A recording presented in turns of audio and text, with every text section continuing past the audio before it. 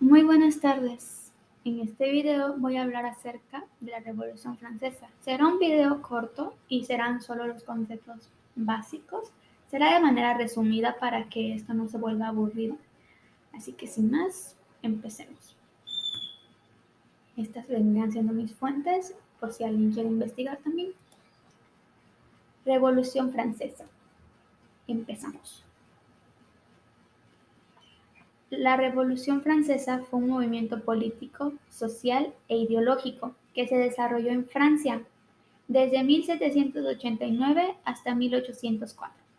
Se inició con la toma de Bastilla. Este fue el detonante de la Revolución Francesa, el 14 de julio de 1789, y culminó con la coronación de Napoleón Bonaparte. O sea que este vendría siendo el punto de inicio y el punto de final de la Revolución Francesa. Napoleón Bonaparte fue emperador de los franceses el 2 de diciembre de 1804. Okay. La Revolución Francesa tuvo como protagonistas a los opositores y a los partidarios del antiguo régimen.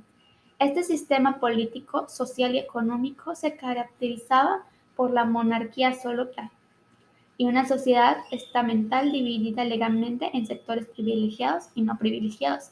Y era más que obvio que el sector no privilegiado se iba a sentir oprimido y tarde o temprano iba a detonar un tipo de revolución como la que sucedió. La Revolución Francesa puso fin al absolutismo, el feudalismo, la servidumbre y los privilegios del clero y la nobleza. Sus lemas fueron libertad, igualdad y fraternidad, junto a la Revolución Industrial, que antes hemos hablado en clase sobre qué era la Revolución Industrial. Así que daremos un breve concepto de Revolución Industrial, que era más cuando empezó la maquinación de las empresas, todo empezó a ser de manera más autónoma, no se necesitaba tanta gente y empezó con las máquinas para hacer hilo, las locomotoras que funcionaban por medio de vapor de agua, etc. La Revolución Industrial y la Revolución Francesa marcan el comienzo de una nueva época de la historia europea, conocida como Edad Contemporánea. Vamos a hablar también de las causas y las consecuencias de la Revolución Francesa. Las principales causas de la Revolución Francesa fueron las siguientes.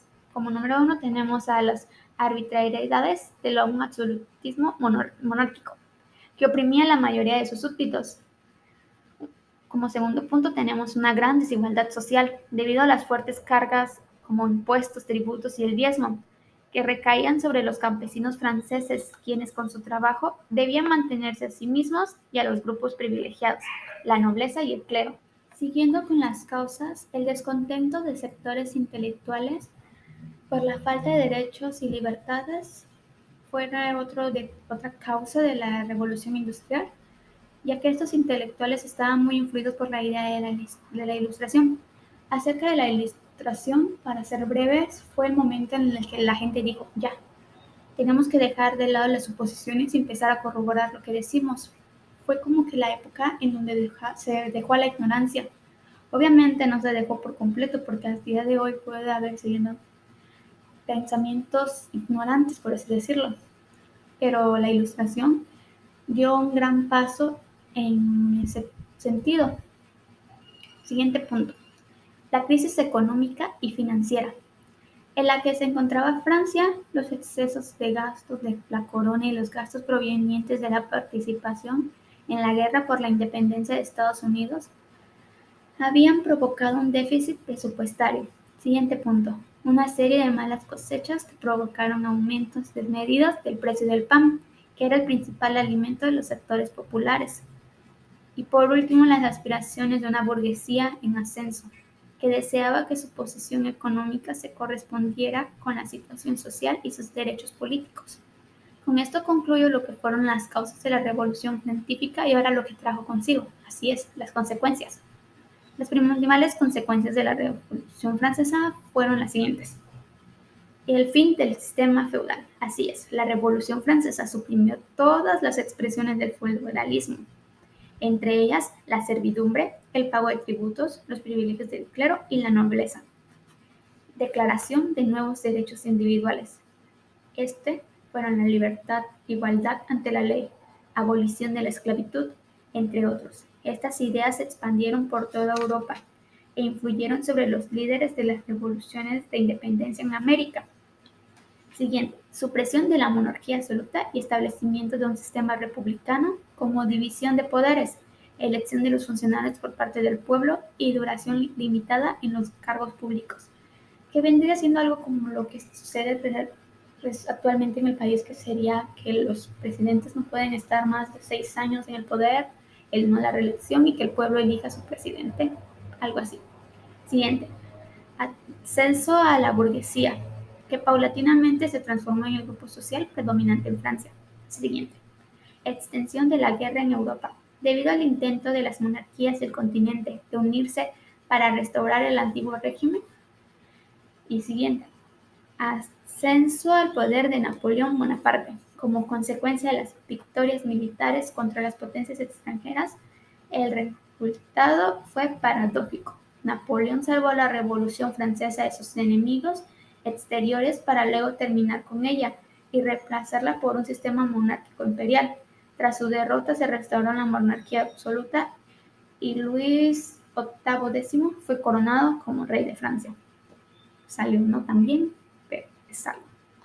Etapas de la Revolución Francesa. La Revolución Francesa se puede dividir en las siguientes etapas, que vendrían siendo la etapa monárquica.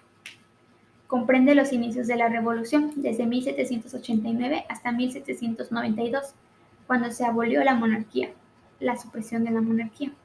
Etapa republicana. Se inició con la abolición de la monarquía en 1792 y se extendió hasta 1804.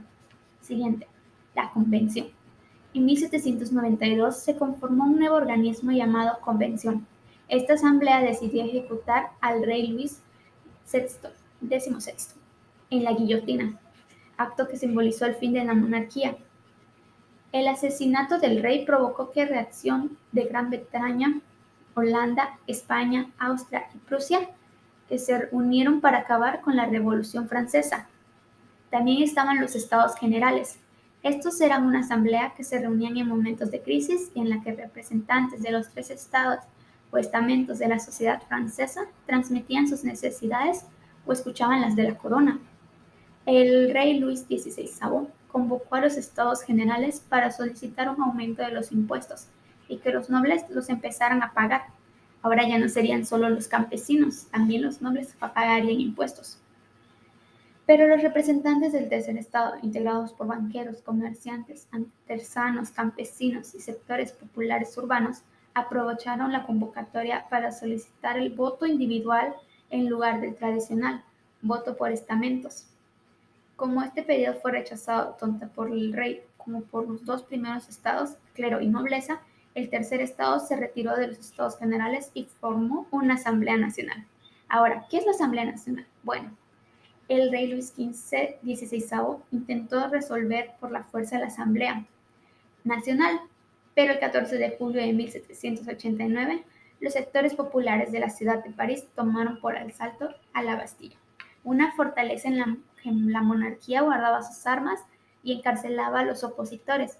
La toma de la Bastilla salvó a la Asamblea Nacional, que pudo seguir sesionando para suprimir el feudalismo y los derechos y privilegios de la nobleza. Y de ahí viene la Asamblea Constituyente. La Asamblea Nacional, transformada en Asamblea Constituyente, proclamó la Declaración de los Derechos del Hombre y del Ciudadano y sancionó la Constitución de 1791.